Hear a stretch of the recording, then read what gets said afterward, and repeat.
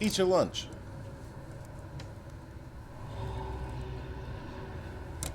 Eat your lunch or you'll pass out.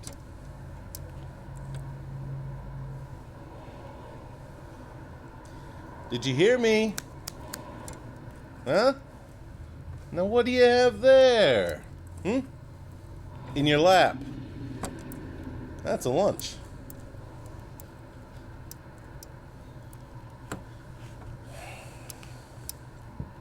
It's a good lunch. How do I know it's good? Guess. Take a guess. Go on. Guess. Go on. Take a guess. There you go. Go on. Take a big guess. Guess. Guess. Guess. I'll give you 10 seconds to guess. Okay, I'll tell you. I know it's good because I ate just such a lunch myself, not 10 minutes before I picked you up. That's right. I found a beautiful space in the Montgomery Ward parking lot with a berm and a tree, and I got out of the car and I sat on the trunk of the car and I ate my lunch in the shade of the tree with my feet on the berm. That was a good lunch. And a good experience overall, which filled me with good, positive feelings of bon ami and a hopeful outlook on the continued success of the species. A girl like you needs to eat. A growing girl? Whew. If you don't eat, you'll die. That's one of the facts of life. I know because I'm alive. You can't argue with that.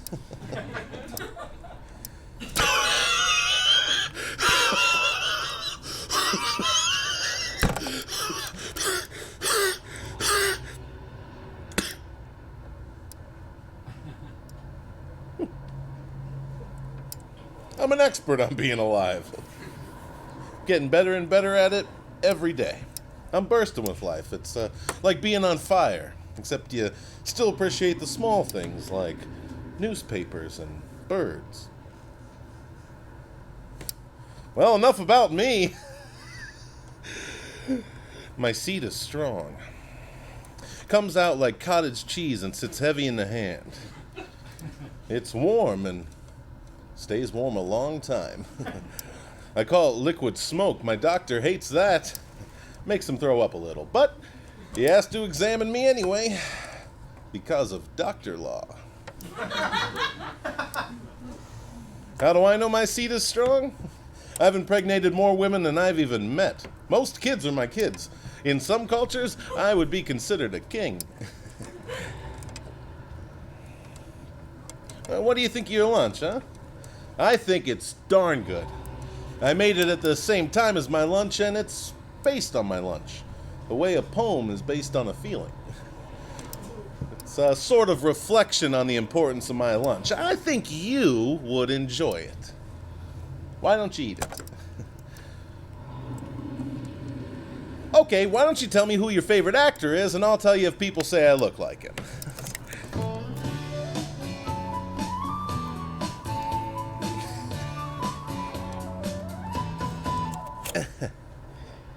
Don't act up. There's a pack of cigarettes in the glove compartment. Why don't you fetch me one?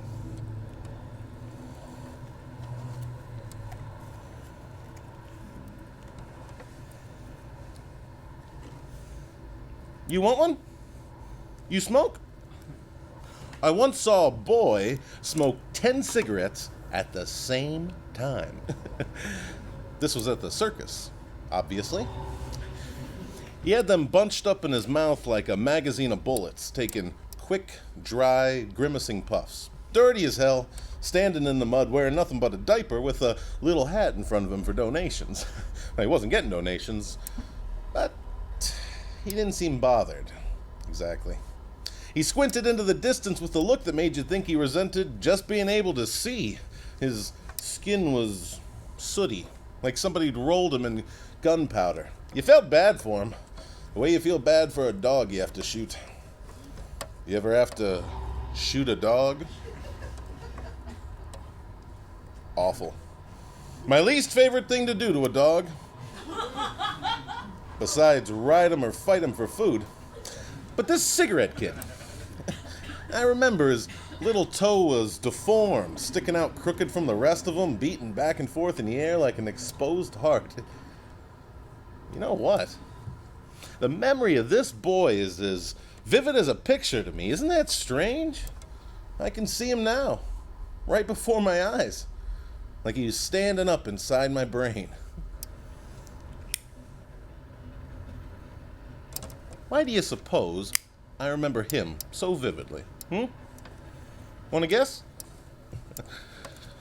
Well, I'm ashamed to say it's because I stole this boy's hat and pushed him into the mud and peed on him and called him a Nazi and spit my taffy down his throat and made him chew it and swallow it again when he coughed it up. That is one of the biggest regrets of my life. Deep down, I think I was jealous of his prowess when it came to smoking and volume, and jealous of his personal sovereignty, traveling from town to town with the circus, dirty and half naked, a way of life which I considered to be a huge plus on all fronts. Here's some free advice. Don't ever steal. And don't speak with your fists, and don't speak with your spit, and don't call someone a Nazi, unless you can prove it. Like with a picture of Hitler buying him dinner, and the dinner's one long strand of spaghetti that makes him kiss when they eat it. Wanna know why? I'll tell you. Guess. Let me tell you. I've regretted that day, from that day forward, ever since, for the rest of my life, because it turned out that boy wasn't a stranger, but a blood relation. The moment I got a good look at him cowering in the dirt, I knew it was my cousin Toots, the son of my mom's brother, Fancy Gary, the crawdad man. And the second I realized this, all the other dominoes started to fall down, one by one, like dominoes. He wasn't with the circus, but just at the circus, like I was. And he wasn't performing for donations, but begging for money. And he wasn't a Nazi, but a regular German American in a diaper. Like me, but in a diaper. Like me, but in a different diaper. One that wasn't just for show. I wore a diaper because my mom wanted people to see we could afford them. They left strangle marks on my hips and thighs and made me walk wrong, like I was running underwater, but I felt like a prince inside them, peeing freely and laughing and laughing. Because they were so floridly unnecessary. At my size, they were clearly a luxury item. I knew Toots wore a diaper because bad diet puckered him up inside, and he leaked. He wasn't born with the silver spoon and that darn good lunch in your lap in his mouth. And when my mom found out what I did, she made me walk all the way down to his house by the creek on Christmas and bring him a plate of rolls and ham. And give him one of my good hats. And some quality candy to cancel the taffy I'd spit into him. And a jug of clean water to make up for the pee. And she made me shake his hand and tell him I loved him. Even though he was strange and quiet and leaked. Because he was family. And the familial bond is made of the strongest material there is, which is blood. And that was the worst Christmas I ever had. And I still write about it in my diary. And when I do, I write so hard the pen rips through the paper. And I don't call it Christmas anymore. I call it my anniversary of being wronged.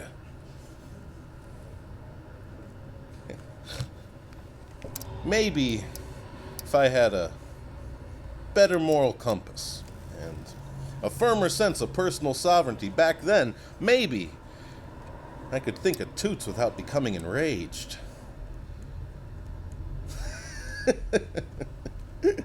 Well, enough about me. I call my diary the Almanac of Degenerate Urges. I carved a skull shape in the front with a razor. The skull shape signifies skulls, and the skulls signify degenerate urges. And the razor signifies ingenuity because I stole it from a sleeping policeman. Anyway, every night I tear the pages out of my diary and burn them and start fresh from the beginning, so it's never finished.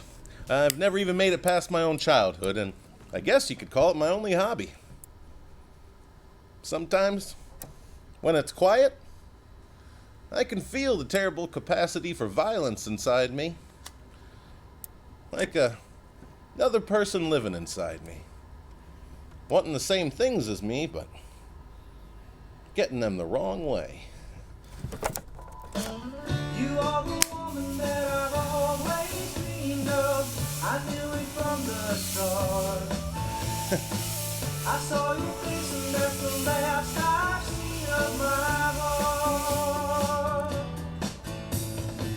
It's not so much the things you said to me, it's not the things you do. You can listen to the radio once we've had a true, touching experience that bonds us as a family. Here, put this back. I don't even smoke, to be honest. I just wanted to impress you. I was real excited to meet you. When I got the letter from your grandma, I practically had a heart attack. I stood up at Rosie's where I was eating my eggs and reading the bra ads in the paper, and I said, "Gentlemen, you are in the midst of a man in the throes of a practical heart attack in front of you because my own daughter I didn't know existed does." I was smiling so hard I felt like I was being electrocuted. With the letter rolled tight in my hand, "What do you think, boys?" I said. The boys called me a queer and made me get down from the table.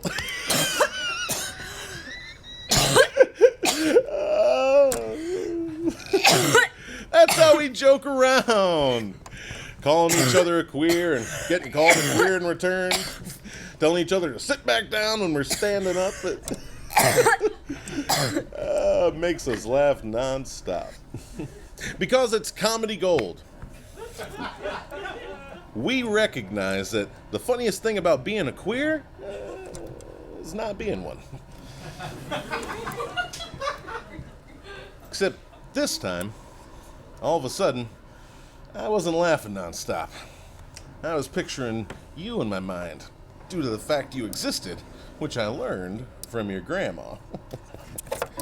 It's how I feel each time you're close to me, that keeps me close to you. Whoa, you are the woman that I've always dreamed of. I knew it from the start. I saw your face and that's the last I've seen of my heart. It's not so much your pretty face I see, it's not the clothes you wear, it's more that special way you look at me. Always keep me there. Rosie's is a diner I bet you'd love. Because it has free newspapers and a real cigarette machine and breakfast as an anytime option. And a picture of Farrah Fawcett in the men's room where someone drew her nipples in with a red pen so you can really see them. But we both don't smoke, it turns out, and you won't even eat lunch as an anytime option. And only I can use the men's room because I'm a man. And I've seen the nipples so many times, it's like breathing to me. I'm not even aware I'm doing it, even though it's keeping me alive.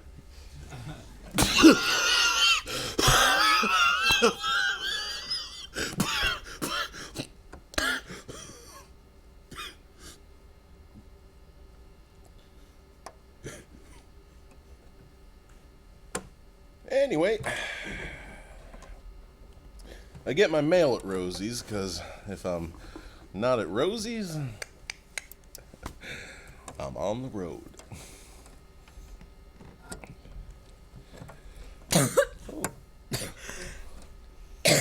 I was happy your grandma didn't send me a picture of you because it made me think of you all different ways. It was like there was more of you. I pictured you looking every possible way and feeling every possible way about me. Having these ideas of you felt better than having money.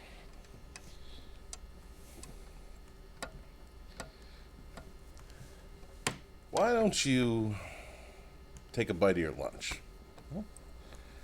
Okay. You don't like it. That's fine. That's okay.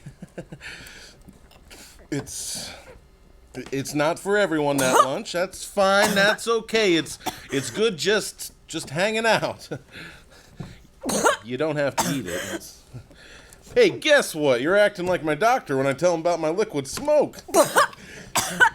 It's funny if you know my doctor. I lied before about having lots of kids.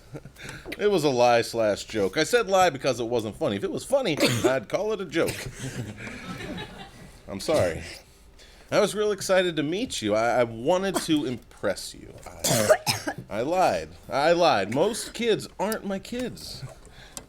Only you are. Okay.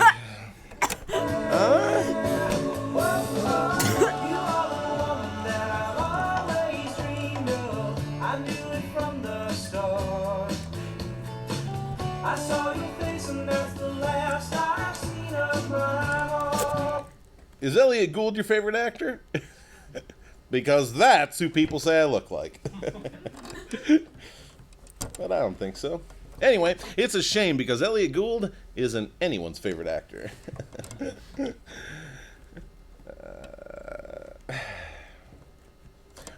I wanted to impress you. I don't know. Maybe I was wrong. I thought it was good. I was real excited to meet you. It means a lot to see you. I wish I could have seen you earlier. I feel terrible about it.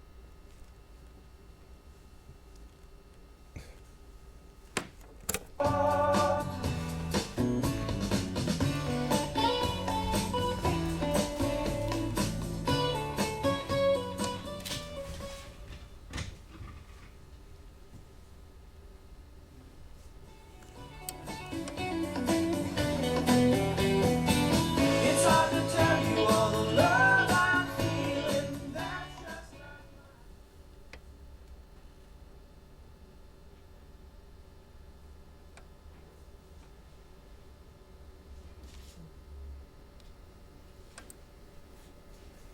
You are the woman that I've always dreamed of. I knew it from the start.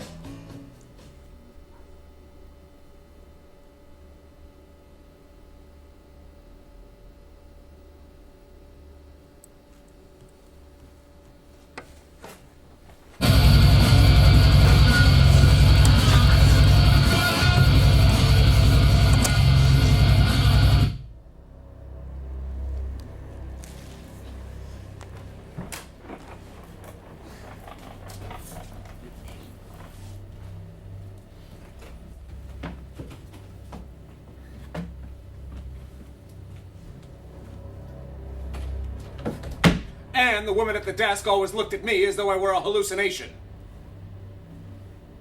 Sorry, I'm early.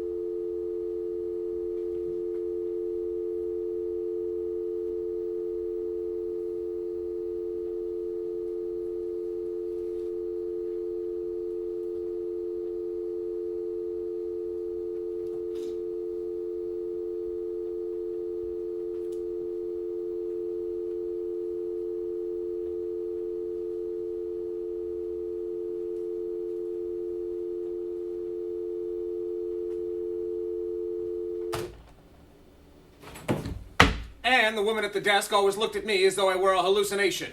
Ha! But I wasn't. I was a narrator. I knew because I could hear myself talking out loud. I was also a private eye called Private Dick, a family name. And there I was, standing in front of her, all hopped up on know-how, jonesing for a concrete case that I could really sink my feet into.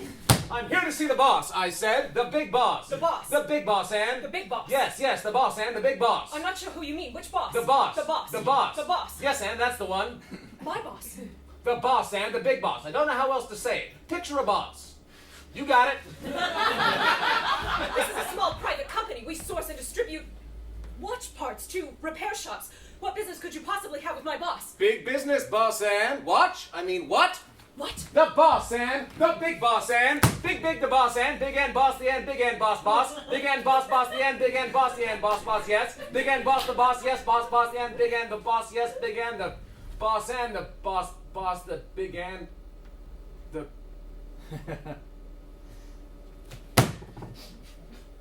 One moment. I could tell I'd put my foot in it, like earlier that day when I was trying on shoes. I'd made the exact same speech to the shoe salesman, word for word, and I was still embarrassed, because his name had been Mitchell, as it turned out, and not Ann. And he was with a customer at the time. And I was shouting at her from the other side of the glass outside of a store where I was trying on shoes I'd found in a dumpster. What a mess it had been. Not the dumpster, that was pristine, but what was the dumpster so clean doing in such a dirty part of town? Strange.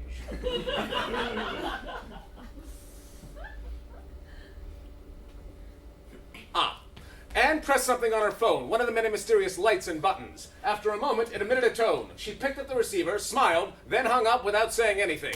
You can come back tomorrow. Try again later. Tomorrow is later. You don't understand what I mean. I think I know what words mean, Anne. You don't clearly understand. But try me, since you're a dictionary, supposedly. You can't smoke in here. Sorry. Why would you think you could smoke in here? Sorry. Have it.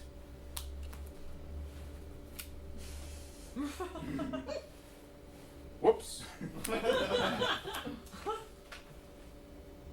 Sorry. Whoops.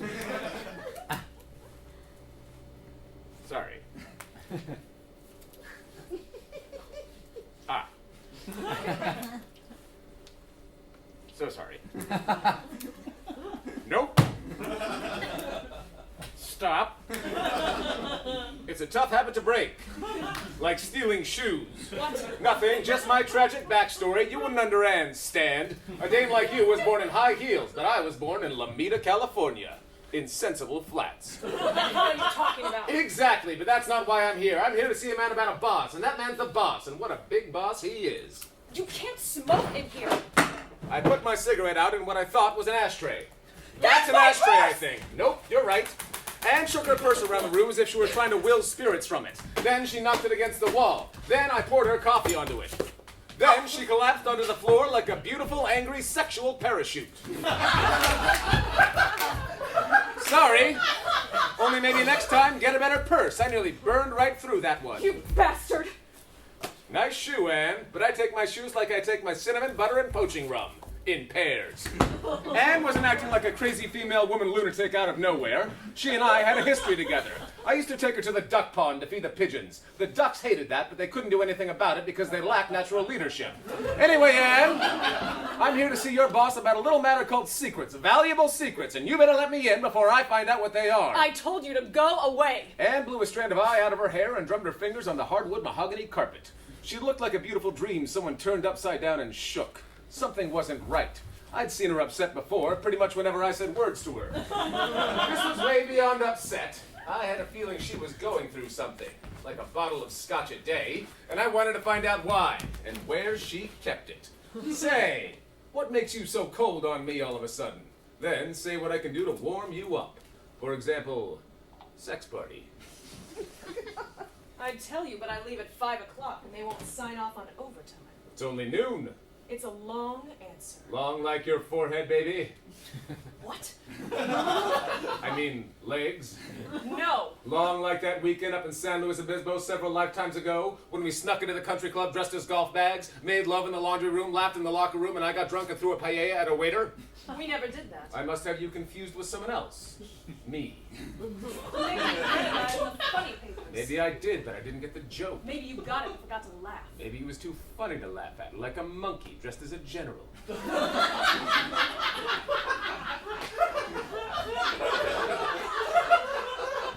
the problem with you, Dick. You're all punchline, no setup. Hey, I'm not like that anymore. I was nervous. It was my first time. In bed? No, standing up. What? Doing stand-up. What? What? I thought you meant in bed. Of course not. In bed, I'm hilarious. She moved her eyes to the floor and her feet to my face. Stop kicking me, I said. She'd been studying mixed martial arts and was using me as an excuse to sort them out. Get the hell out of here. If I never see you again, it'll be too soon. And if I never see you again, I hope it's not because I went blind. What? That's my greatest irrational fear. Unless maybe the world is blind, then I'd blend right in. Aren't you going to ask me what my greatest rational fear is? No! It's bears, the Russian bouncers of the forest. Anne stood up and backed against the wall. She looked like Jesus on the cross. All sad. Something was bothering her, and it wasn't just me. I thought back to something Mitchell had told me earlier. He'd said, You can't wear those shoes. Those shoes are defective. That's why I put them in the dumpster. and then earlier he'd said, What? I can't hear you. Stop yelling through the glass. Who's Anne? Mitchell was right. Who was Annie Anway? What was going on with her? And what didn't Mitchell know that I didn't too? And where did she keep that scotch? Anne, I got a lot of cues that maybe you can A. Get the hell out of here and don't come back! And okay, A.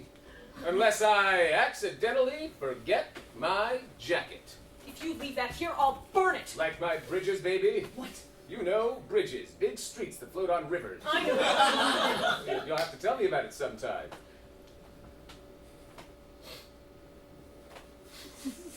I was getting wistful for the good old days with Anne. Holding hands, eating sweets, enraging waterfowl. It used to be that she could play me like a toy piano on her lap.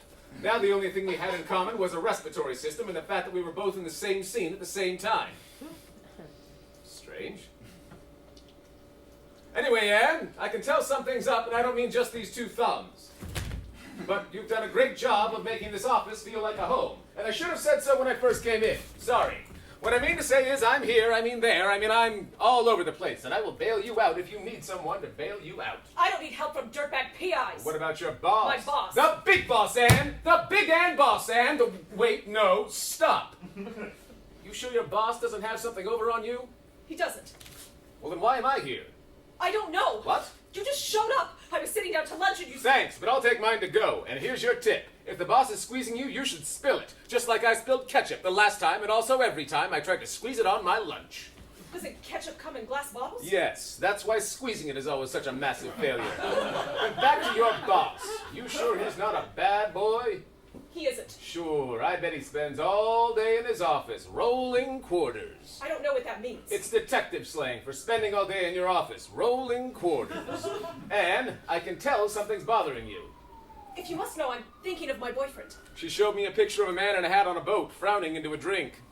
I wasn't impressed. He looked like the kind of person you'd get in bulk. He looks great, I said. Real, real great. And I mean it. Cough. The cough means I'm lying. Does he make you laugh, Anne? No. Then, you know, the courts have a word for what you are. Appealing. You're making me rich. Rich? No, just offering my 2 cents. And I have a feeling your boss is rolling more than just quarters. You keep saying that. He was never rolling quarters. Why are you here again? That's none of my business. What? Big business, Anne. Think oil, roads, infrastructure, seed patents, water, city politics, state courts, the entire U.S. economy. Oh, no, hold on. That's just a list of things I don't understand. Anyway, Anne, it's big. And I wouldn't be surprised if it went all the way to the top. Top of what? Well, it couldn't be the charts, Toots, because you're off them, like in a good way, like the Beatles. The who? No, the Beatles. I guess you're not ready for that yet, but your kids are gonna love it.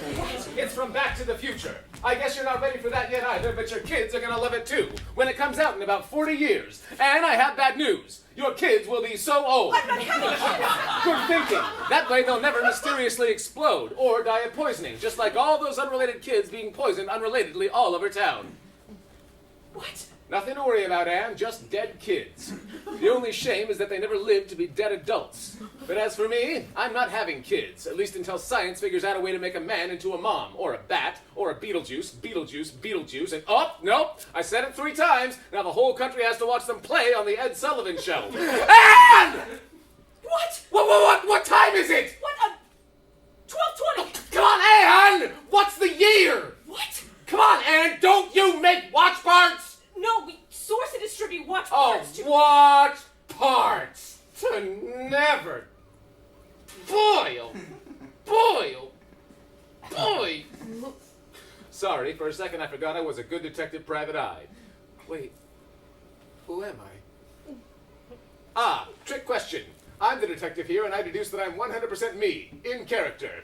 Now, what do you say you and I find some shadows and go stand, sort of, in them? Get the hell out! Fine. After a while, I can tell when I'm not wanted. Only, here's my number. Call me sometime. This is a hospital bill. They'll know where to find me. It's in collections. End of scene 2. What? I mean, goodbye. Now, everybody Please get go away. up and I go have work to home. do. Oh, nope, you're right.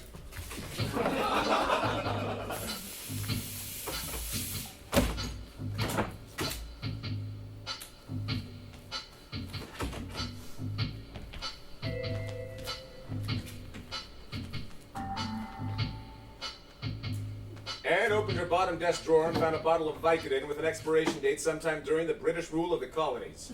She swallowed 2 without water. It'd have been the kind of day that could get you in trouble if you were there for it. She fanned the papers on her desk and squinted at them, waiting for them to blur. I wondered why I was still narrating, since I'd left Anne hours ago and was home with my cat, Dr. Pussy, eating whatever I could find in the fridge, which turned out to be a bottle of vodka and a day-old bagel. I looked at the bagel while I drank the vodka. As a dinner, it was nothing much, but as a bagel, it was everything.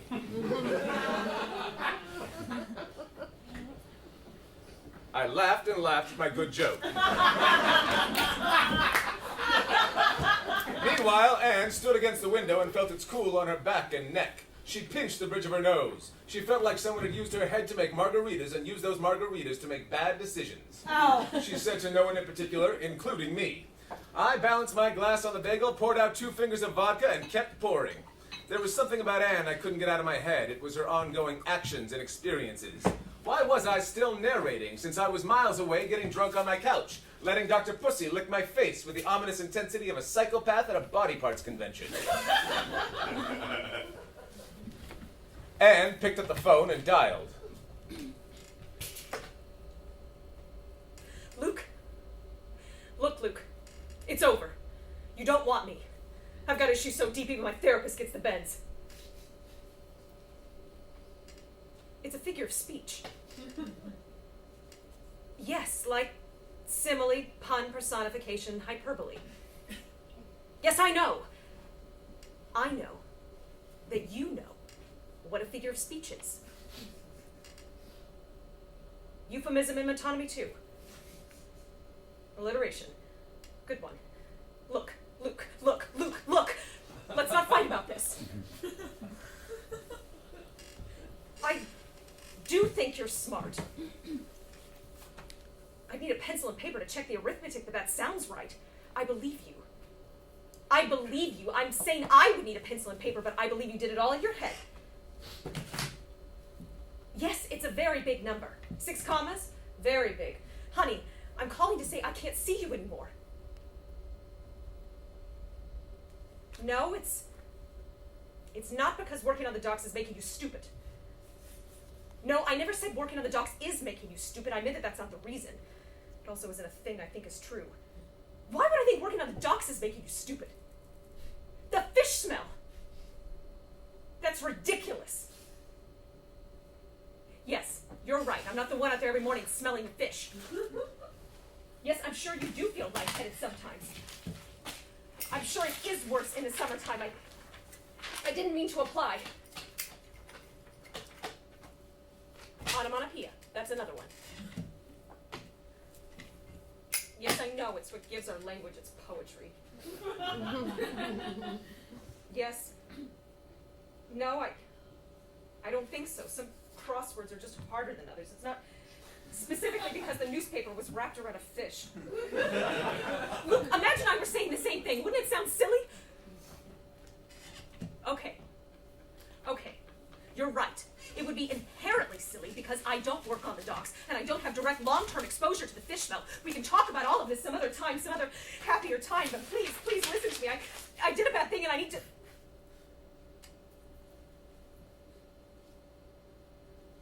No, I didn't know you were almost on Double or Nothing.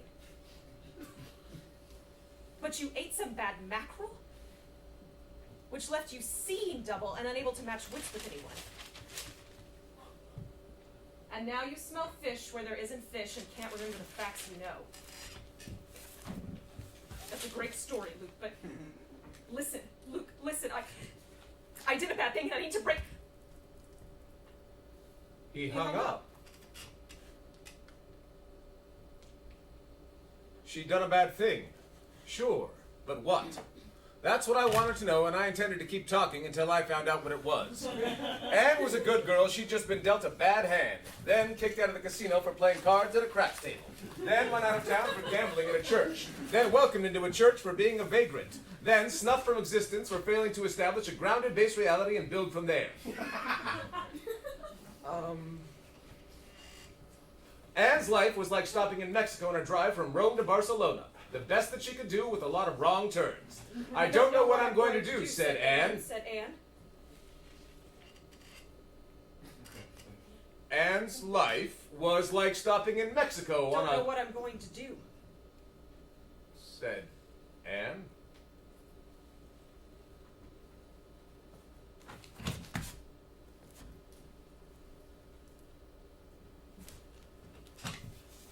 Anne turned to the radio and turned on the radio, then fell back into her easy chair for a hard brawl with her own state of mind.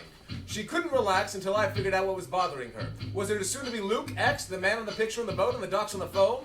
Or was it the boss that I couldn't remember why I was there to see? And who was he anyway? And why had I left without saying hello? That was rude. I had a feeling he was behind it all, like a disgusting backdrop made of man.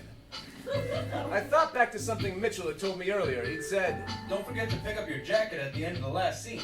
Otherwise, you'll be out of jacket till the end of the play. And it could get chilly. and then I'd said, Hold on, Anne. What are you getting at? and he'd said, My name's Mitchell, not Anne. And I said nothing of the sort. You're misremembering this conversation because you're drunk. Now stop petting your cat so hard. He likes it in the wrong way. At the time, it had seemed like nonsense, and I chalked it up to the glue fumes coming off of my free shoes. But unlike the glue, it stuck. So, Mitchell was in on the whole thing, but what was that thing? And who was he to Anne, who he wasn't? Or was he? No, he had a big beard, but why? And why was Dr. Pussy giving himself a bath? Strange. Back on the radio in Anne's room, the smoky strains of back alley jazz gave way to oncoming traffic. Reversed, then swerved with a sickening crash into Country Adolf and his Polka Princes, playing Funny Farmer Wiggle, the #1 hit on the Ozark Illiterate Hill Person accordion charts. I didn't like the sound of it, but then again, I wasn't an ornery 80-year-old man drinking turnip wine out of a raccoon skull, and speaking mostly in prophecy. Anne lunged forward to change the dial, then changed the dial, then lunged back and listened. She got a national station with a special news report that was very, very important, and you should listen to it, and I'll hear it. Now. And now for a special news report. The famous murderer, Big Boy, oh bad boy, escaped from his holding cell at Alcatraz Penitentiary today after accomplices distracted the guards by covering the whole prison in an enormous paper tarp they'd made in arts and crafts, secretly, over the span of months. Dozens of America's most wanted are on the loose again. Big Boy, oh bad boy, the professional murderer, the murderer cop, famous for murdering and being in prison, that Big Boy, oh bad boy? The name was like a trained dolphin. It was almost too cute. And it rang a bell. I remembered oh bad boy from my days on the force, a sweet cop gone sour on the Chinatown beat, with a strong arm and a weak moral compass, who'd seen something on patrol that spooked him so bad he never recovered. He got mean, started speaking with his fists and listening with his fists, interrogating slime bags as his primary means of exercise. One day he was detained at the local A&P for bruising more than just the innocent fruit. When his partner dropped him at home to cool down, they found a disturbing scene beneath a portrait hanging in the family gallery. Bodies, stacked 2 high and 4 deep, with bludgeon wounds in their head. Oh, bad boy swore it was a frame job, but it just wouldn't hang. Only I thought they'd put him away for good for being so bad for... Failing to escape was Mob Boss, Loan Shark, and Dad of the Year, Safety Scissors O'Callahan, whose body was crushed in the melee. Oh, Bad Boy, meanwhile, is still at large. He was last seen escaping the prison on a makeshift raft heading for San Rafael, then stopping, shaking his head, turning around, and heading for San Francisco. So, oh, Bad Boy rode a sham boat from the rock all covered in paper. But rock beat scissors in the end. What kind of game was he playing? Checkers. Chesty Leroy, Oh Bad Boy's ex-wife, lover, and longtime fiancé, couldn't be reached for comment because she was very, very far away at her hideout in Mexico. So we called her instead, and she claimed ignorance about Oh Bad Boy's barrow outs. Leroy added, "Stop calling me. This is my hideout. It's where I hide out. That's the point. So hasta la vista, baby." When asked what she meant, she said it was Spanish and hung up. Safety O'Callahan, meanwhile, is survived by his 2 adoring boys, Huey, Dewey, and Choo-Choo Curtis the Bastard. I'd last seen Safety Scissors O'Callahan defrosting a bunk at the Sepulveda Boulevard Ice Machine and Correctional Facility for the criminally absurd. But now, O'Callahan was dead, and I was a detective, and his 2 to 3 boys would have to learn to play catch with a gravestone. Preferably their dead dads. In unrelated news, dozens of school children were rushed aboard a speeding bus to Hollywood General TV Hospital and Hospital this morning, where doctors in the scene pronounced them too dead to cure, and warned that if the bus slowed down, they'd explode. The poor children apparently died of being poisoned to death in an earlier and related incident. I can't listen to this, said Anne, looking me straight in the eye as I narrated. Said Anne. Can't. What was going on? I felt something strange come over me the moment our eyes met. But I couldn't just give myself a tongue bath like Dr. Pussy. I had to get to the bottom of it. If I was narrating, then Anne was in the past. But if now I was narrating my own narration, then I was in the past too, where Anne was. So we were in the same place, and I was talking about it in the future, which was now. It all made sense in that crazy nonsense way of dreams, but I couldn't just wet the bed and scream for Mommy to get me out of this one, or at least stop hitting me with a pillow. I hadn't been this confused since I was best man at what turned out to be a police lineup. I prided myself on keeping my word, supposedly, and I promised someone somewhere I'd figure something out. It was the details that I couldn't get straight, never mind the glass and the bagel. Oh, Dr. Pussy! Are you okay? Speak to me! Wait, no, don't. That's terrifying. Now for local news. Anne settled into her chair, feeling like she'd seen a ghost. She was getting accustomed to this sensation of displacement, as if she existed somewhere else, doubled, the 2 selves cutting the same path through different lives, and she didn't know which was taking the lead. She didn't know who was whose shadow. Hold on! I thought I was narrating. No, thought the detective. I was too drunk. Oh. Okay, Anne. I mean, radio voice. And I'd talked too much already. Oh. Okay. Say, you're very pretty. And I used too many words to do it. Oh. You know, you're, Not everything should be a metaphor. The voice was like this hand, raised and right. I was drunk and tired and drunk and very tired, and I wondered if I should sleep it off and let the voice tell me what I was thinking in the morning. Great idea, thought the detective, who was already medically asleep anyway. By morning, all he'd remember was a quiet night with the cat and a horrendous joke about a bagel he wished he'd written down. Bagel! Yes! Good thinking, thought me. I don't feel so good, said Anne. So, Anne was like the opposite of my good joke. I didn't get it. Said Anne. What was the setup? The detective was the worst. It was a wonder he'd gotten as far as he had in life when his own mother must fight a constant urge to smother him in his sleep. Hey, don't talk about my mommy that way. I have a restraining order out on her. Oh my God, we hated him. My mother never smothered me, but she never mothered me much neither. Plus, she tried to kill me with a pillow. Listening to him was the closest a healthy person could get to the second-by-second experience of having a stroke. He went on and on and on, and then he went right to sleep. And then he woke up and punched himself in the face. Hey! Radio voice. You, want to go to the drugstore and, split a malted bagel? Nope. He punched himself in the face again. Hey! Radio voice. What time you get off work? Yeah, I get off, looking at knee socks. Whoops! Too soon. I mean, too fast. I mean, hey, radio voice. Did anybody ever tell you you don't have a body? No. But I bet you'd still look great in a couple of long socks.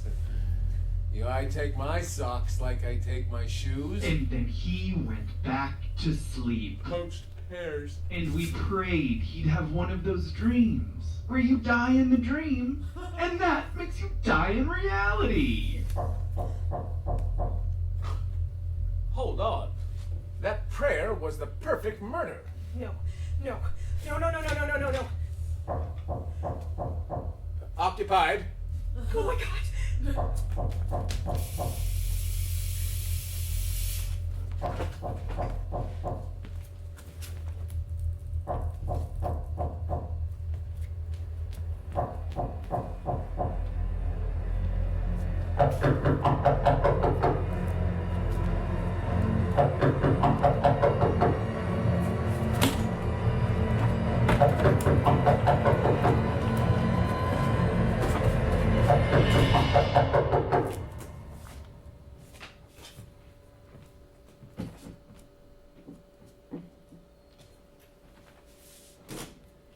That's it for local news.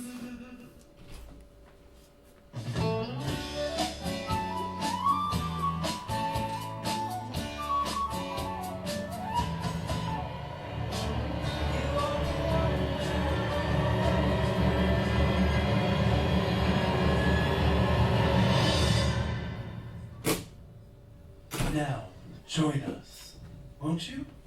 Somewhere safe, where you have nothing to fear, as we go live to the studio of the future. Sometime in the distant future.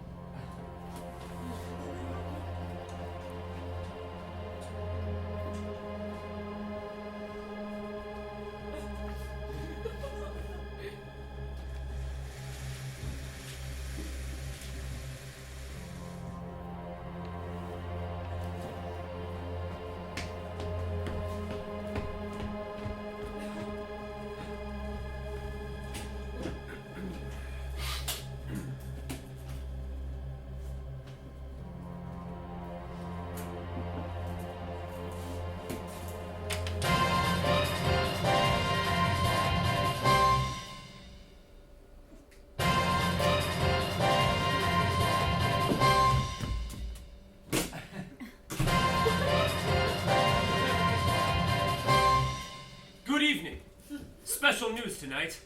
Your big boy here. And brave, brassy, beautiful news. With you, as always, is you, our...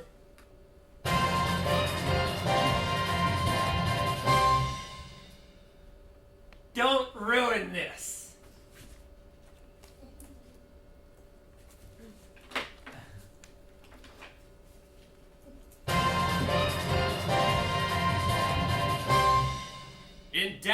tonight. Father goes out for cigarettes, comes back with missing child. What do you think about that, Fred? I once saw a missing child on a carton of milk. He was standing on top of the milk, trying to hide my lunch. But I spotted him anyway, because compared to the rest of the things on my tray, he was human and crying. So I turned him into the cops. Once he was the cops, he arrested himself and left me to drink my milk alone in silence. Great story, isn't it, Fred? Well, you'll be shocked to learn that not one word of it was in English. It's a cipher, the topic of tonight's secret report, which I'll share with you now. A cipher is where every word stands for a word. In this case, every English word stands for a French word with the same meaning. So does everything I'm saying now. Yes, this is French I'm speaking. And no, I'm not French. I'm American. Now foreign news. What? People say the past is a foreign country, but I believe only foreign countries are foreign countries. That's why we have globes. But if the past were a foreign country, we'd crush it, because we have lasers, and they don't. Thoughts, Fred? Don't we have lasers? For crushing?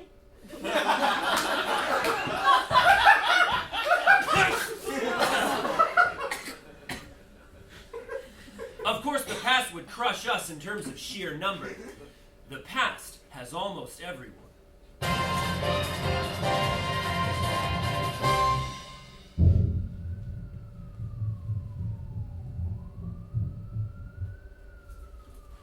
I'm sorry you had to see that, Bob. Okay, mob news now. Aren't you Mom, Fred? Of course not! That was an obvious joke. Would be an appropriate reaction. Only moms are moms, and only moms can give us snacks. My favorite snack is Teddy Grahams. All varieties.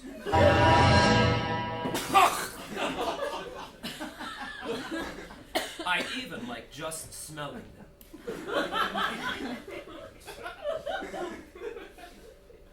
What is this?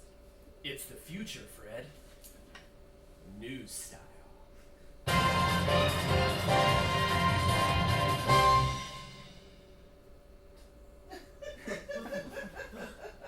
This doesn't look like the future to me. Okay, round table discussion.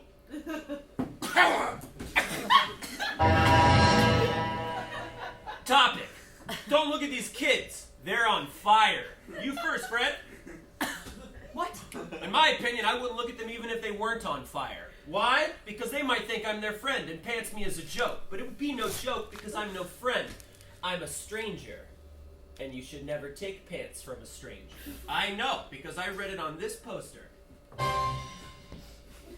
Yes, I did.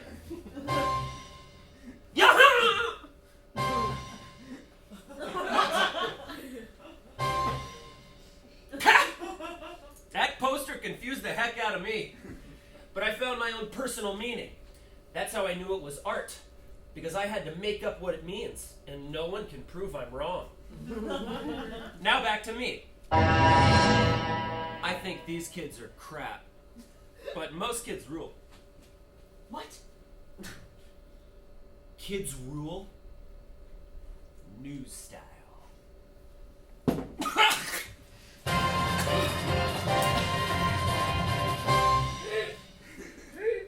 Okay, I'm going to say something and I hope you won't be offended. You seem sick. As in rat? No. No? As in sick. Why? Because you've been throwing up over and over again. Don't ruin this! Who do I contact in the event that nothing here changes?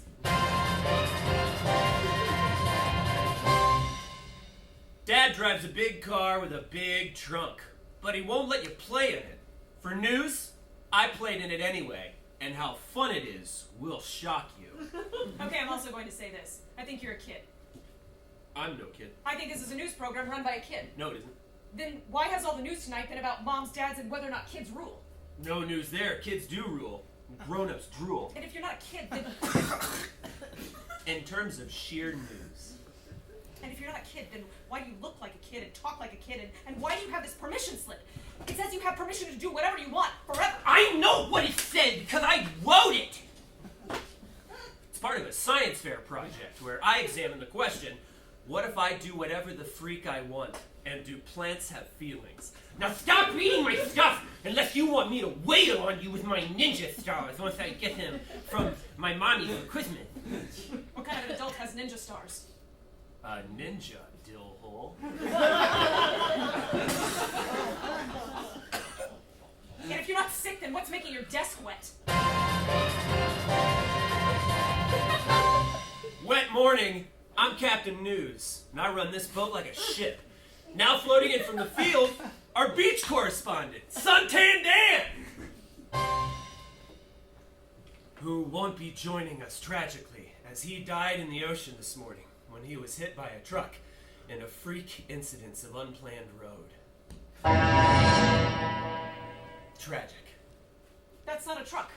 Of course not, it's a reenactment. A picture would be too graphic for Middle America, because they'd see it. A reenactment is fake, even if it's real. So the fake thing you look at makes the real thing seem fake too, because you don't have to see it. So both things can be safe and fake, even though you treat them both like they're real. We don't upset Middle America here in news, do we? Middle America is where our best rivers are. I know from globes. Poor Suntan Dan. He never lived to see a river. Only the ocean, where he lived as he died. Hit by a truck. That's a bear.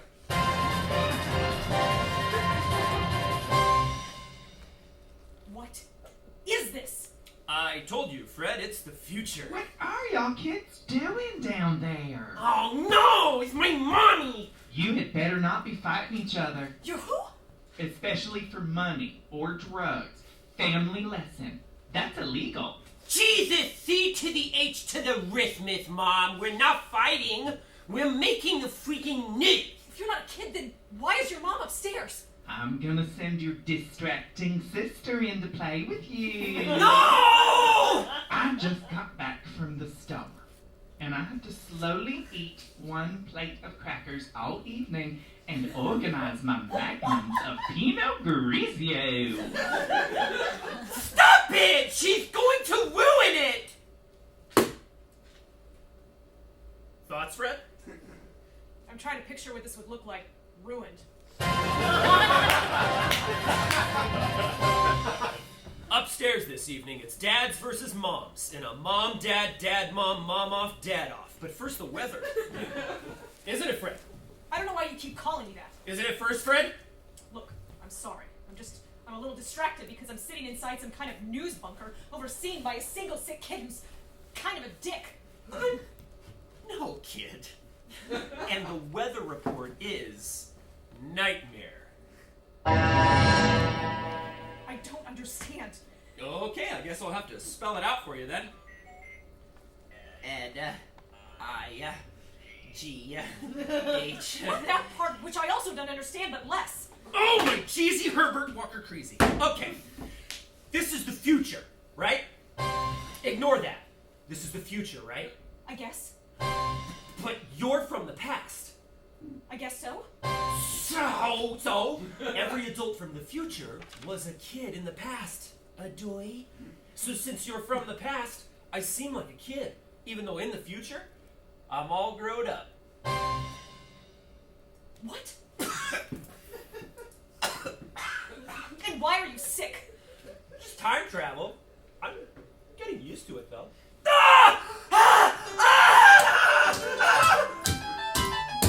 I'm bleeding. Harriet, no!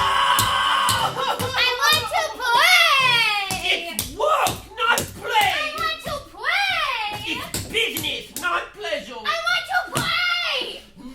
pleasure, Harriet. Otherwise, how would you know that it's the news?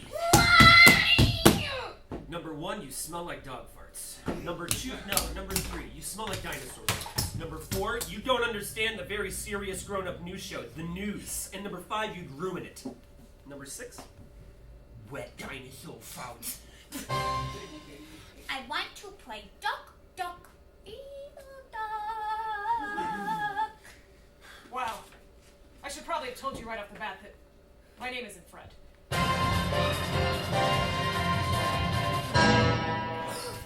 Top story tonight. Who are these bears? And what are they doing in our basement?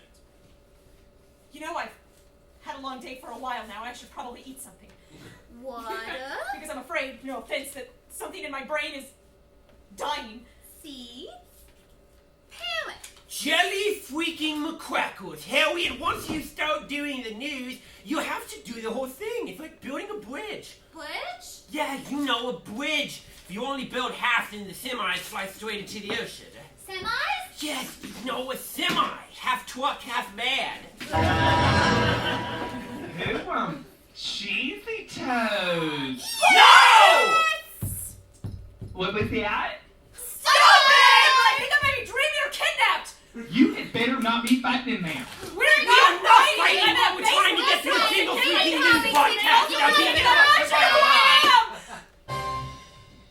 Okay. I'm making Cheesy Toes. Please make some to share with our new friend. Jesus, vibrating crybaby Harriet, can't you speak English? Yes! You mean... Je suis la jeune fille. This is our news, friend. News. Like this. And,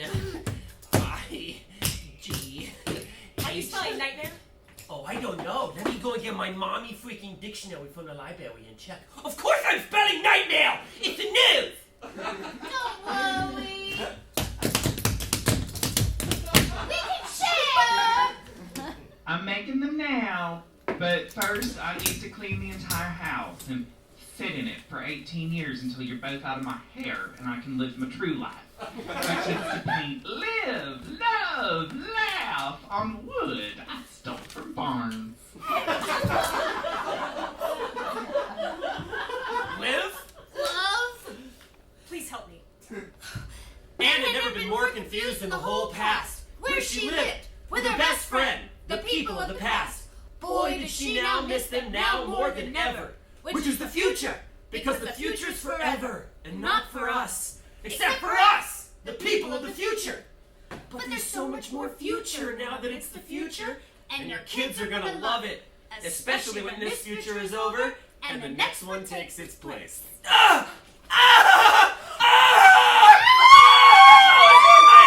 Those are my guts!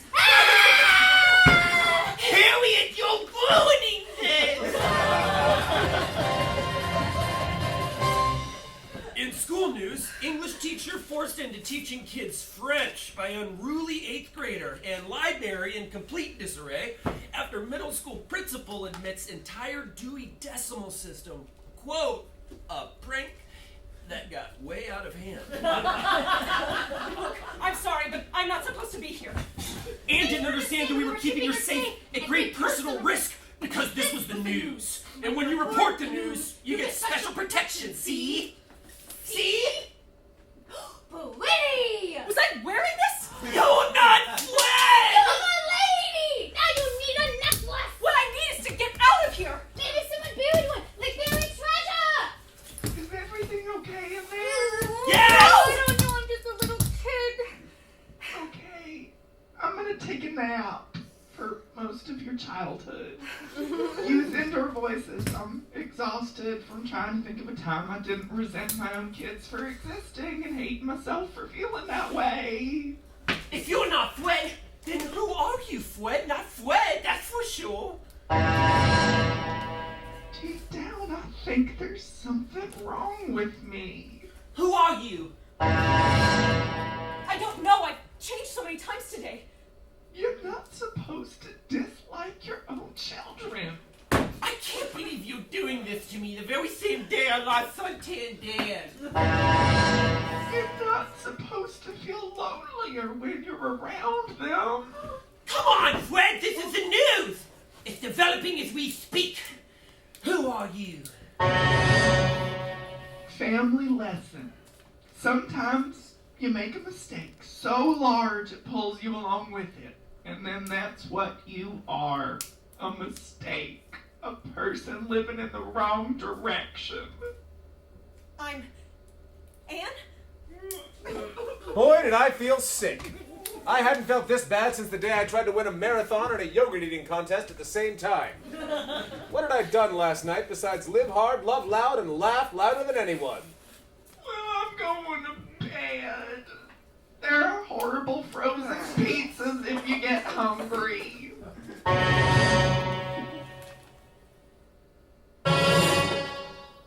Ignore that!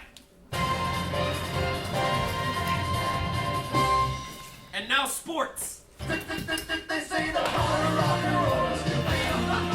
It's the more I see, I believe. Tell me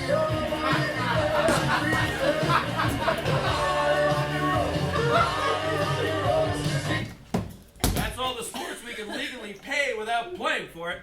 But if you like what you heard, check out The Power of Love from the Back to the Future soundtrack, or Huey, Dewey, and the News, right here, every night, at 6 and 11. What the hell is happening in here? Well, some of us are trying to be Fred, something you've put like zero effort into ever since you took your mustache off. Now I'm gonna say Fred again, Fred. Okay, you get a free one. I'm hungry. Don't ruin this. I'm hungry. You're ruining this! I'm hungry. Oh, my personal freaking savior and protector, Harriet. Why don't you eat a homemade butt casserole? This news report has gone to hell! Are you okay? It's just time travel. We're doing great. That's my eye! That's my eye! Anne didn't understand that we were completely fine. It couldn't be her until she got to the future, where we were. She was the one she should be worried about, because in the past, almost no one is safe. Most people in the past are dead. That's my hand! That's my entire hand! That's it. I don't know where I am or how I got here, but I'm leaving. No! Give me one reason why not. You'll die! Oh, good point. I don't want to die, so I'll stay locked inside the preteen horror basement. Oh, we're not preteens. We're pre-adults. I'm leaving. Okay, I'll talk to you. But you have to swear to keep what I tell you a secret. What do you think I'm doing here, huh? I want to say the news. Do you think I'm having a good time playing make-believe? I'm tired and I'm confused and I don't want to do it anymore. We're just trying to help. I never gave you permission to. You don't need permission to help someone adoy. And adoy part 2, adoy. Yes, you do. Of course you do. Look, I'm sorry. I just don't think a couple of kids should be responsible for the problems of a grown woman. Whoa! Hold on, lady. You're a grown woman, Fred? Yes. Are you sure? Of course I am. Then how do you explain this permission slip? It says I have permission to be Fred as long as I want to. It says I don't need to be Anne if it's too hard. Where did you find this? It's part of a science fair project. What if I really was trying to help Fred the entire time? Wouldn't that be a twist, given my personality up until now, but I'm still not a kid? And can't potatoes conduct electricity? It's okay to be Fred. Even if you're not Fred. Sometimes you have to pretend to be something you're not because you can't be the real thing you are. It's like getting to do a reenactment for the rest of your life. Is that the secret you were trying to tell me? No, I wanted to tell you 5 things only 90s kids would understand. 1, the price of bubble tape bubblegum in 1992 $. 2, a single evasive base is the sign when a kid bought in 1992 at 1992 prices. 3, digital wristwatches. I'm talking 92 kids watches, baby. Their corresponding retail prices. $15. 4, admission to 3 Ninjas, an action movie about ninja kids with the 90s names Rocky, Colt, and Tum Tum. Better believe I'm talking 92 kids admission prices, baby. $3.75? Homie, do play that. In 5, had a freaking party! Yeah! Priceless. Now on to 1993. You're insane! I'm hungry! If you're so hungry, why don't you eat your precious piece of freaking paper? Paper beats rock. Oh no! Look! It's Big Boy Oh Bad Boy, the famous murderer! We mentioned him earlier, maybe you remember, only so much has happened and so little makes sense the first time through. And when you think about it, that's a lot like life. You have to love it or leave it, like a 5-hour one-man show. And it won't make sense until it's already over. But everything comes together in the end, or just before the end. And then there's a big speech. Anyway, here's a refresher. He's the murderer cop, famous for murdering and being in prison, and oh no! Look! There! On the screen! That's him! That's Big Boy Oh Bad Boy! Sit tight, motherfuckers. I'm coming for you. So, Oh Bad Boy was in the news. Of course he was. He just escaped from Alcatraz. But that was in the past. Now he was now on the news again, now in the future. But what else had he done or hadn't done yet to get here? There. And why was I still narrating? And why was Dr. Pussy covered in vodka and talking man talk to me? Don't all you fuckers give me that deer in the fucking headlights. I fuck at once. Make me manifest. I wished I'd never torn up my list of things I didn't understand, because it just got a lot longer. What is this, a special fucking Olympics? The first thing I'd write on it is why I'd torn it up to begin with. It didn't make sense. Not even 2. Try 3, you mental micro penis. You said my name twice already. 3 times gets me out of this fucking screen. But it has to be my first and last name together. Why? Because that's the rule, Haley Joel Fuckwit. Something huge was happening. Like in a bad way. Like when the Beetlejuice broke up. All because little Johnny Lennon was dating Winona Ryder. But where was I getting these true, accurate facts from if I was still in the future's past? The present. Which suddenly looked a lot like the past. Anne! What time was it? What? Is it? Dick, is that you? Hello? Wait, Anne, can you hear me inside of my own narration? Where are you? Are you in my head? Don't look at anything. I'm not normally this aroused. Dick, I don't know what's happening. I feel like I'm in 2 places at once. So that's Anne is mad, at least until science figures out a way to make a man into a multiplicity. Or a woman in your case. The case of the transported man. Dick, whatever you are, I think this whole thing started because Now I just have to figure out how time travel works. Then I'll go back in time and kill Hitler. Fuck Stalin. Then I guess I'll have to marry Mussolini. But I don't want to go back too far because in my time they're still alive and it would be wrong to marry a baby. Say my name, motherfuckers. Say my name so I can come murder you. Quiet, Anne. I'll do the interrupting around here. You're a bad man, oh bad boy, and a great murderer. And I think you offended everyone with that Special Olympics joke. Joke on a cock, princess. Why was the news being so mean? Something sure smelled fishy. Dick, will you listen to me for 1 second? I'm clean about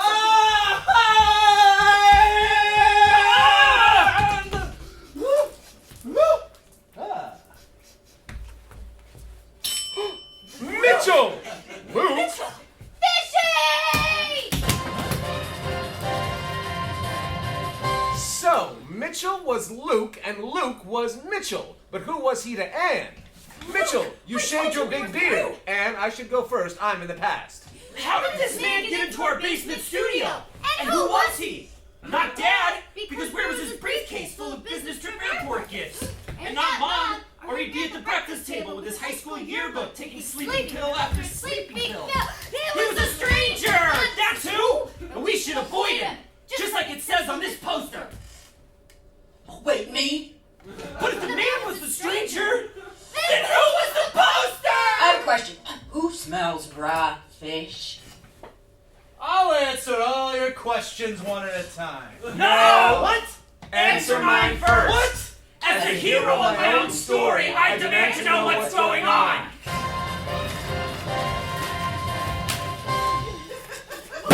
Man, there's something I have to tell you.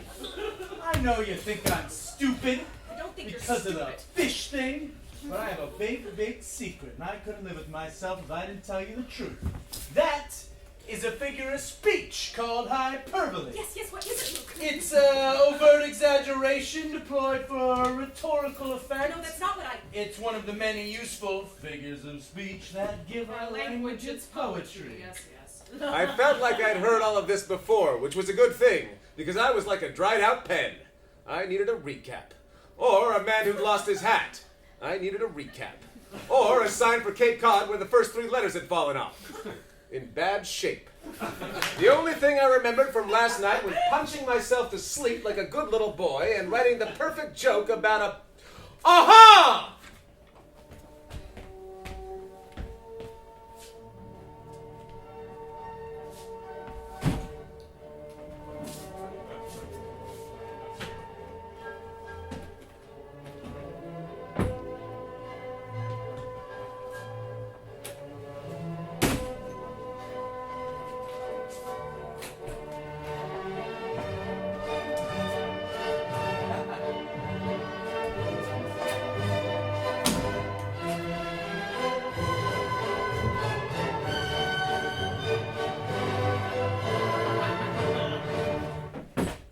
Bagel. So, that's how time travel works. You just have to bring the everythings together. Why, if I could get a nice heap of everythings coming together, I could go back in time to 44 BC and finish my ancient Roman travel log. Et tu, pray love. Right now, all I have is the title. Oh, look, it's Rip Van Winkle. Please, when I'm planning out a mystery, I'm Private Dick. In private, I'm plain old Mr. Dick. But you can call me maybe next weekend. We'll go bowling or something. I just remembered what you're like. That is, if bowling still exists in this dystopian nightmare that you call now! Why aren't any of you bobblehead dildos paying attention to the fucking murderer on FaceTime over here? Your language, there's children here. But not for long from the looks of it. And we have to get everyone out of my narration before these kids explode. But no, hold on. Okay, everyone, hold on. Okay, I think we'd all be able to think a lot clearer if we just put on some knee socks and... And there's something you need to know. I saw it at work. You know, on the docks where I work. In that fish smell. Well, anyways, I was about to clock out one day when I noticed some fish. Dead fish. Oh, no. Hundreds of them. Bobbing on the surface of the water like diseased skin. I followed the trail to the mouth of the river where the fresh water lets out into the ocean, except fresh. It's one thing this water wasn't. I tried to go home and sleep it off, but it hated me. So that weekend I got in my truck and I followed the sick trail inland out past the city. That's when I saw something I'll never forget. Unlike most of the facts I know. Jesus fucking Christ, it'll take longer to get to the point than a Mormon at an orgy. Be quiet, no one wants to talk to you. Thanks! Thank me later. I like to be thanked multiple times. Now, Mitchell. It's Luke! On with your story. This is better than the Moth, which is a secret jazz club where you can have sex inside of cocoons. I came upon a shadowy group of figures, and they were dumping trash straight into the river. I didn't know how long they'd been at it, but there were cars and cars full of dumpsters just waiting to be unloaded. So that's why the dumpster outside of Luke's shoe shop had been so pristine. It had been washed clean by river water. New case name, baptism by crime. But no! Stop it! This is not the news! Yes, it is! Maybe in the future, but here in my narration, it's just delayed exposition. Dick, we're not inside your narration. You only think we are because you won't stop talking. I'll pretend I didn't hear that, I said. Now, Mitchell, tell me everything, starting with the facts of the case and ending with why men have nipples. Besides, for an erotic evening with a couple of clothespins and a bottle of rubbing alcohol. What? I knew that by dumping trash that far up the river, they were polluting the water supply. But who they were and why they were doing it, I didn't know. This is what I'm trying to... So, that's when I brought my twin brother Mitchell in. Oh my God, Luke, this is all my... So, Mitchell was Mitchell and Luke was Luke. They were twins. That's why Mitchell had such a big beard, so he could tell himself apart. I was right all along. Luke was the kind of person you get in... Make me fucking manifest, you three-headed cock blockage! Mitchell calls me up one night in a panic. I picked up the phone and wowed him with some complicated math, and then right before I was about to hang up, he told me he cracked the whole thing open, and it was gonna be huge. Like Country 8 for the Poker Princes in their hit. No one knows I'm gone. That's huge, all right. That song was #1 on the Rural Highway Rest Stop Whistling charts, which is based entirely on the last known words of Hitchhikers. Is no one seriously going to just... Oh my God, if I had known you weren't going to use me, I could have had a lie-down dinner and a sit-down blowjob and something in a swimming pool instead of listening to 15 minutes of jokes so bad I can actually feel them desiccating my testes. Don't get testy with me, oh pool boy, or I'll knock you right out of that screen and into the prison you belong. The past. Mitchell said he didn't want to meet in prison. I mean person! Said it was too dangerous. Told me he'd leave the key to everything and a sole of a shoe in the dumpster outside his shop. I was about to go collect, and that's when you just disappeared. Well, first I broke up with you. No, you just disappeared. No, I broke up with you. You just disappeared. No, I broke up with you. You just disappeared. No. So that's why Luke didn't want me stealing shoes from the dumpster outside of his shop. They had secret messages inside. Suddenly it all fit, like my feet were the punishment, and the shoes were the crime. Huh, that's funny. What is it? It's a permission slip. It says that I have permission to shut the fuck up. But who would give me permission to do that?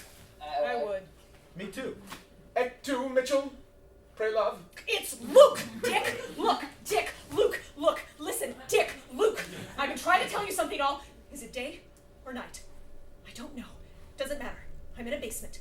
Listen, I lied to you, Dick, to get rid of you, and I broke up with you, Luke, because I couldn't stand to tell you everything. Don't worry, we're here now. That's the point. I never wanted either of you to be here, but you just keep showing up. Private Dick went through some kind of time tunnel to get here, and how did you travel to the future, Luke? Easy, I waited.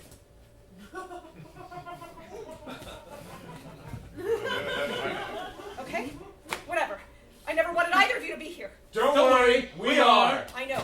Listen, now that you're here. We are. Listen, now that you're involved, I guess I have to tell you that... Hold on, I thought I was narrating. You? I'm the narrator. No, I am. No, I am. Look, I'm narrating right now. My God, stop narrating. I'm narrating. Says who? Says me. Luke and Private Dick. Hey! You bastard! Okay, shut up! I was in on with a bad boy from the start. The city paid us to dump trash into the river instead of using the landfill upstate. I organized the pickups, paid off the goons we hired to do the city's dirty work on our behalf. But the watch parts. Watch parts? Who sources watch parts? What would that business even look like? Buying ads in the back of some kind of enthusiast catalog? But we did have people pulling mechanical bits for use in our cover operation. The pieces were worthless, though. Worthless. Like me. I knew everything. I just didn't know how far it went. When I found out we were poisoning the river, I tried to pull a plug, but it was too late. So I cut ties and just got out. When I think of all those children who got sick because... And here's the thing you really need to know, Dick. Oh, bad boys... Back up, Anne. You said the watch parts were worthless. But worth less than what?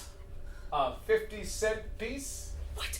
I don't know. Pennies. 25 pennies times 40, all tucked into a tidy paper sleeve. What the hell? That's right, Anne. Quarters. Rolls of quarters. Oh, come on. Talking to you is useless. It's like someone put a costume around a space heater. Don't pay any attention to that, Anne. It's just a disgusting man backdrop. Hold on. Quarters. Big boy. Big... There! No, wait, stop. Big boss, of course! Big boy or bad boy is the big Ann boss Ann, the man behind it all! That's what I was saying. And that's 3 times you said it, you two-legged vaginal discharge. Now I'm coming to fucking murder you.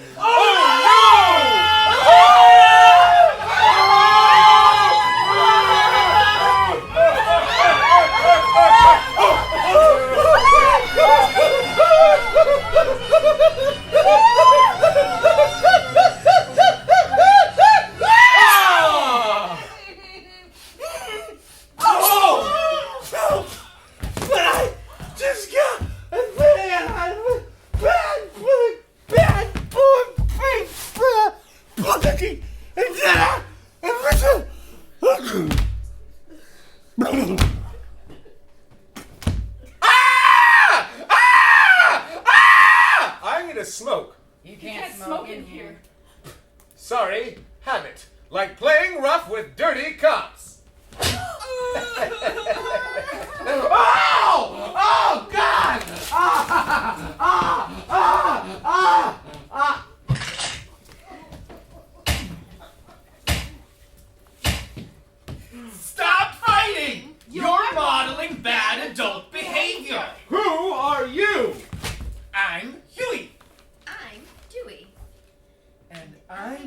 you, Curtis the bastard?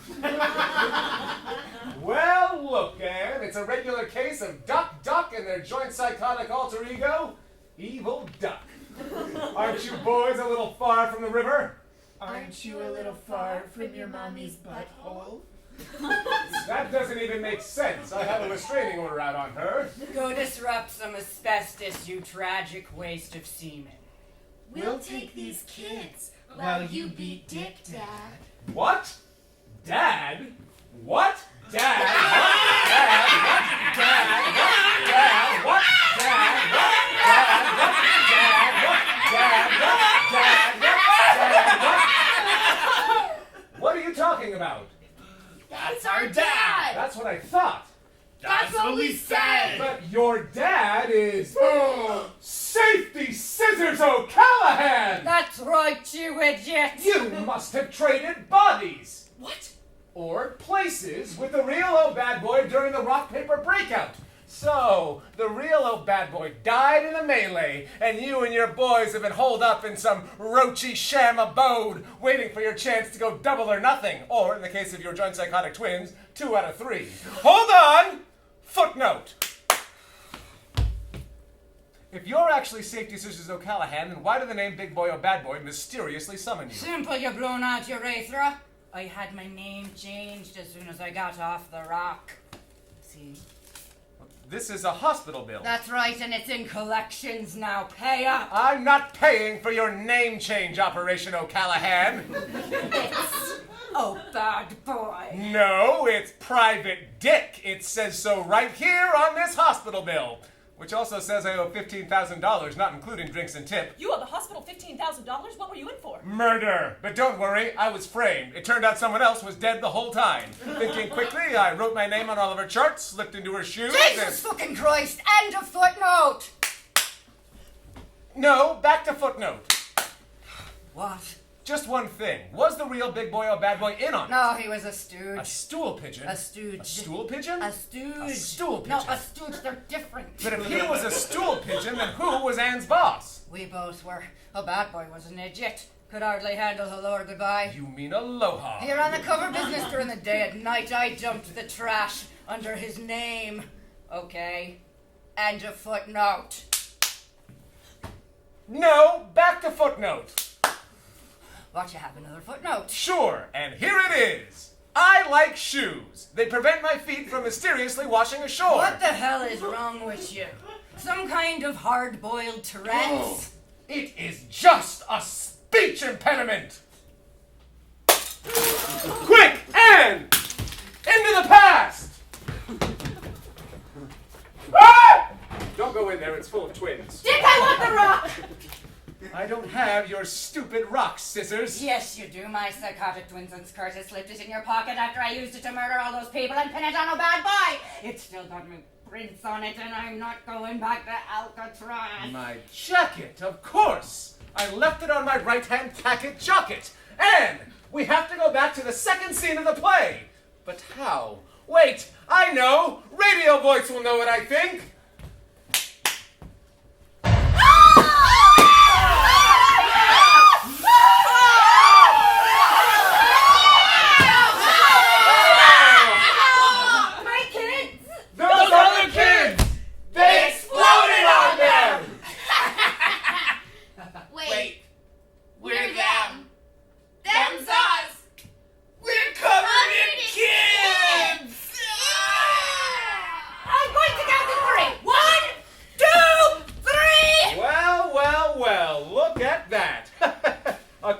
And finished script.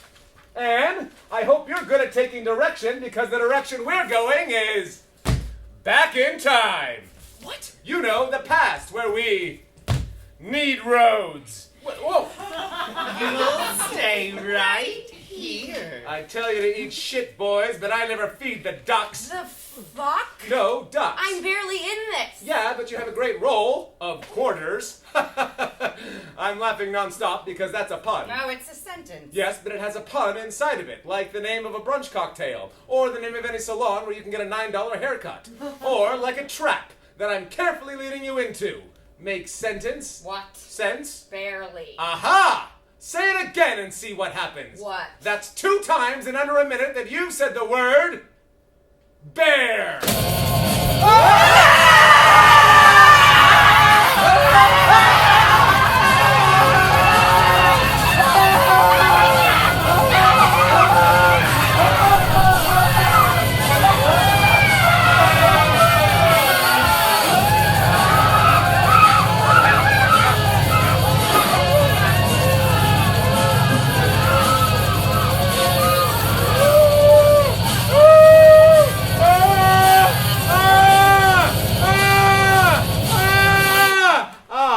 It all worked out. How did you know that would happen? Oh, simple. I read ahead in the script. Plus, bears just seem to follow me around. I feel terrible. Well, it's a dirty world. And eventually, we all get dirty. From the world. I never wanted to hurt anyone. I just couldn't face the truth. Well, what is the truth but a pretty kind of lie? No, I'm thinking of lies. No, the truth is super real. That's why it's true. But don't worry. Stick with me and you'll be completely fine. How do you know? Well, if there's one thing I learned at the Hollywood Pay Anything Car Wash and Detective Academy, it's that I'm the narrator. And the narrator is always completely safe. After all, he has to be the one who lives to tell the tale of the... No! Hey! Oh, God, no! No! Oh, God! Oh, my God!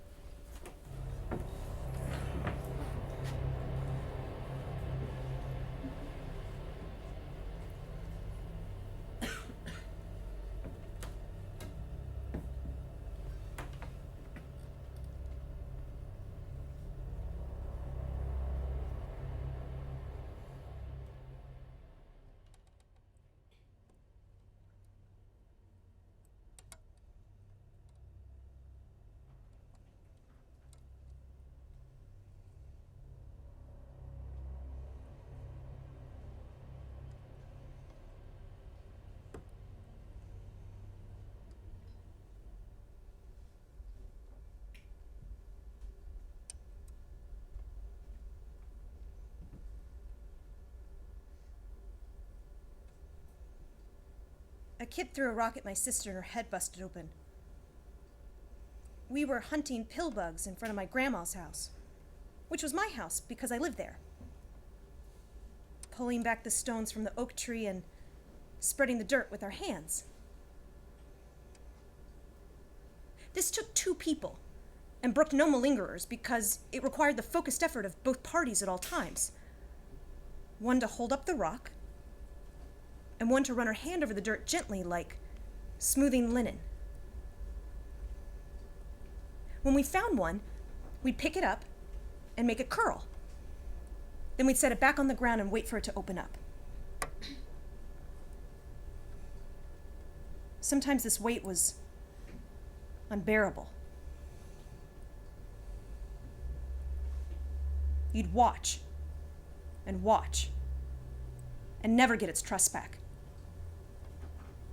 Then you'd tap its shell to force it, but it stayed a hard ball, hard and evil. And then, if you were me, and your emotions drove you around your own life in a hazy, breathless frenzy, you'd kick a hole in the dirt and bury the damn thing alive. Only this day, we found a nest of dead white ones who had died on their own. Look there, Harriet. I told my sister Harriet. It's your pearls. She didn't get it, because she didn't know what pearls were, or why it was funny they'd be under a rock, or why they were better to have than dead bugs. Harriet wasn't stupid. She lacked experience with the things of this world. But I'd seen pearls on TV, so I got it. I knew they were British necklaces, and you got to clutch them if someone was murdered. I liked getting it about the pearls when Harriet didn't. It felt as good as having money.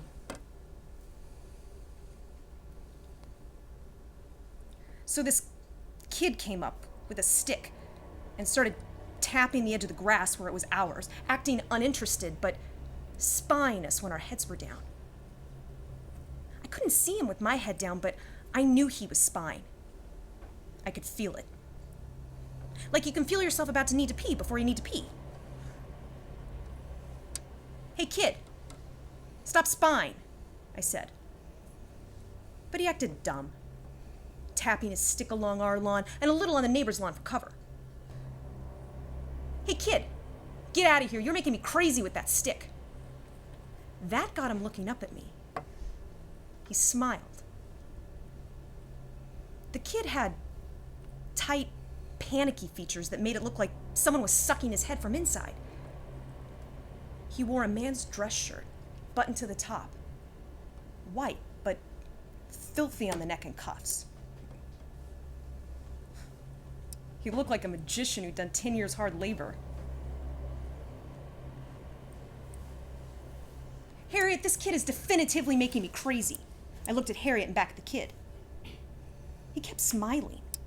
He made the international crazy signal by rotating his finger around his temple. This kid thought he was pure comedian. He didn't know he was clearly an idiot. I guess I couldn't blame him for not knowing, because not knowing he was an idiot was what made him an idiot in the first place. But there was another thing. In making the crazy signal, he shifted his stick from one hand to the other, and I saw his last 3 fingers were clubby, like his hand was part baby. I almost dropped my rock on my sister when I saw. The runt fingers were fully formed, but bruised red, the color of blackberry jam, and so swollen and small they wouldn't bend. These fingers made me sick with fascination. Suddenly, this kid had something I was interested in, and I saw him in an entirely new light. It was as if someone had picked him up and put him in a shop window in my head. All of a sudden, he was the latest thing. I looked at my own hands, whose outline parts were red from holding the rock. On my right wrist was a snap bracelet with a picture of a cartoon dog giving me a thumbs up, which I got at school for reading 5 books in a whole year. This was so easy to do, it wasn't even worth goddamn mentioning. Even Chubslow the Ogletree could read 5 books in a whole year, and he had a bad brain from when he cliff jumped into the trench and landed on his neck. And now he couldn't even peel an orange on his own and had to spend his whole after school sitting on the curb naming birds.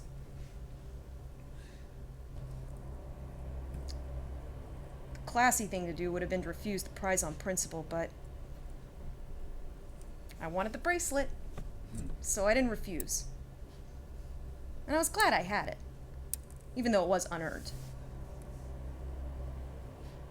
I didn't mind having things I never deserved before. It didn't change the good feeling of having them, and it made them more valuable to people who didn't.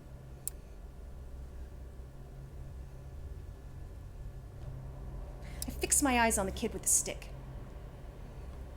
Hey kid, come here. What? He said. Come on over here. He chewed on it for a second. He looked up in the sky like he was waiting for his mom or someone to bend out of the clouds and tell him what to do.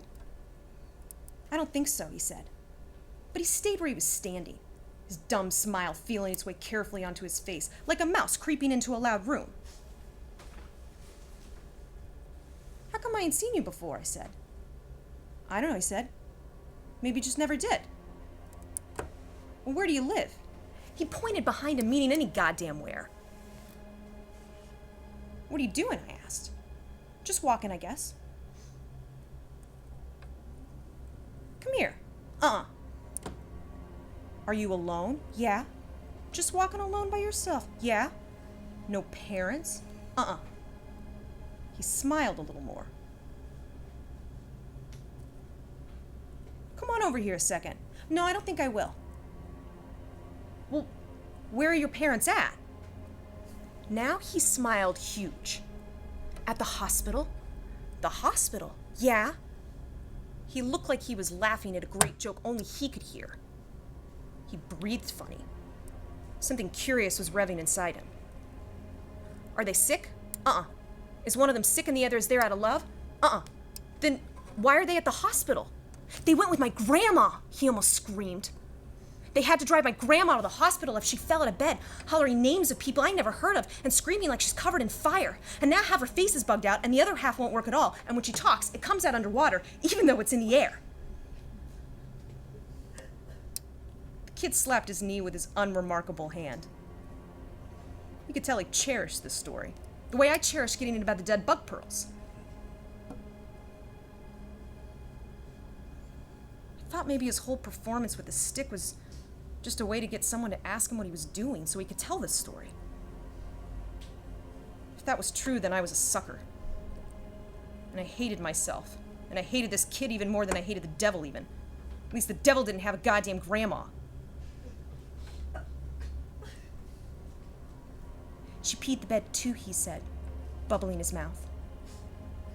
I found it after they took her. They didn't say anything about it, but I found it. The pee. I got inside her bed and felt it. It was cold, like being touched on your back by a ghost.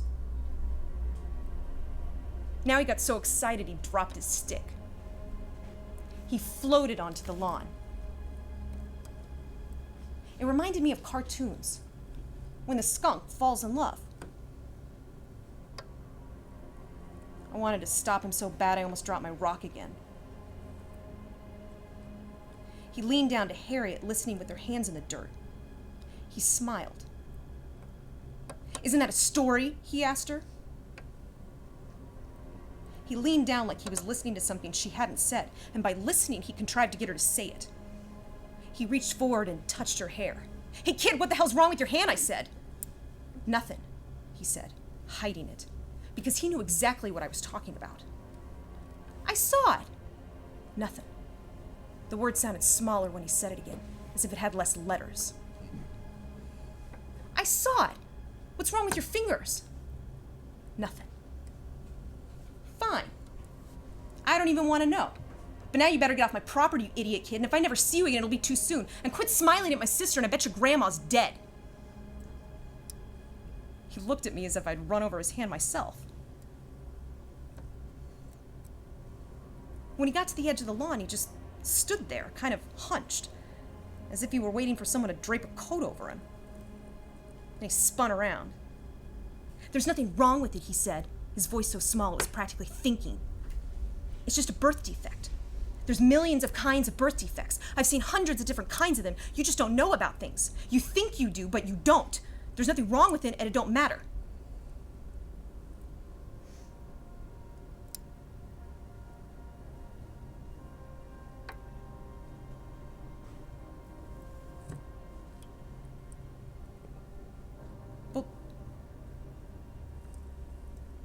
Then he leaned down to the ground with the normal boy hand and grabbed a rock and threw it at my sister. He missed. But I was so shocked, I dropped my rock, the one I was holding. That's why I mentioned it earlier. That's what all the mentioning was leading up to. That's good storytelling. The rock landed on Harriet's body, sort of pinning her. It wasn't too bad, but now she was in shock too and didn't wriggle out when she should have, because the kid leaned down with his monster hand and grabbed another rock and threw it at my sister's head. This one struck. It made a sound like punched wet dough. Harriet fell over backwards and her eyes rolled straight up, as if she were looking through the top of her head at my grandma's house, which was her house because she lived there. "Ah, geez," the kid said. "Ah, geez, ah, geez, ah, geez, ah, geez." He approached us real shy and sweet all of a sudden, careful not to quite look at her until he was ready. Like she was his own baby and had come to the hospital to visit her for the first time. I pushed him over and I spit on him. I kicked him in the stomach. "Don't look at my sister, you goddamn kid!" Harriet was on the ground, next to the rock that hit her. And I could see my sister's brains on it, the rock. They were wadded like pink Kleenex. I looked back at Harriet. She was lying right on top of the pearls, still pinned by the rock I dropped, but just at the feet.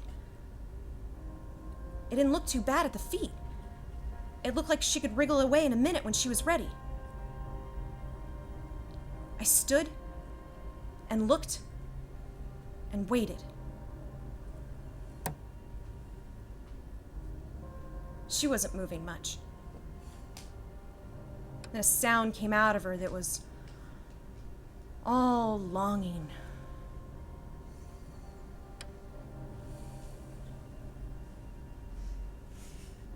Then she was dead. Like the dead people on TV. Who, if you look at them close enough, you could tell they weren't. Even though you could tell by looking at her for a second she was, because there wasn't anything real left inside her. She looked like a Halloween mask after you took it off and threw it in the corner. She's fake now. I turned back to the kid. He was still on the ground where I pushed him. I kicked him again. He wasn't even crying. He seemed too scared to breathe. I kicked him again. He lay still and quiet, faking it. His eyes were crushed tight shut. I could tell he was faking it. I could see his chest pumping fast, like a dog that's run itself out. So I kicked him in the face. And I kicked him again in the face. And I kicked him again in the face until his eye was squished on the toe of my shoe and he made a low, wet, grieving moan like he was breathing corn syrup.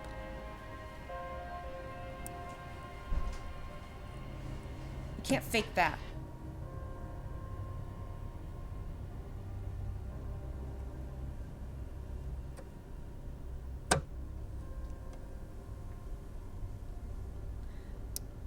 I did this bad thing and I don't feel bad about it. I do bad things all the time.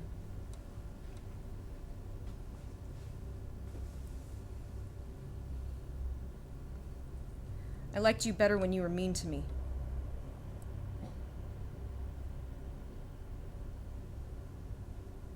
Who are you?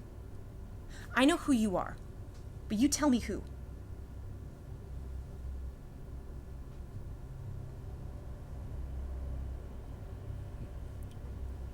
I know my grandma didn't want me. I know you didn't either. I could hear you both talking. I can listen through walls. Isn't a superpower, but it feels like one. I can tell what people really think of me.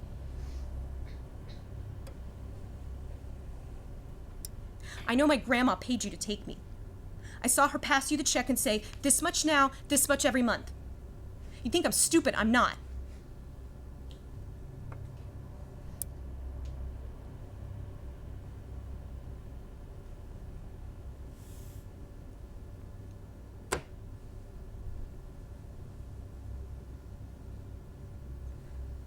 Harriet wasn't dead. She wasn't even faking it.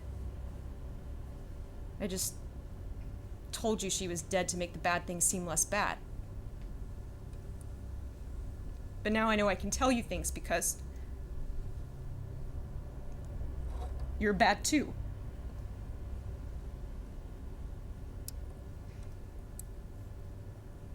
I know together we can share how bad it is.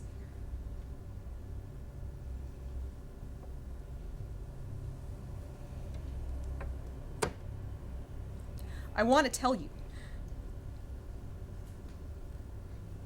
You think I'm stupid, but I'm already learning from you. You tell me who you are with your own mouth, and I'll tell you who I am.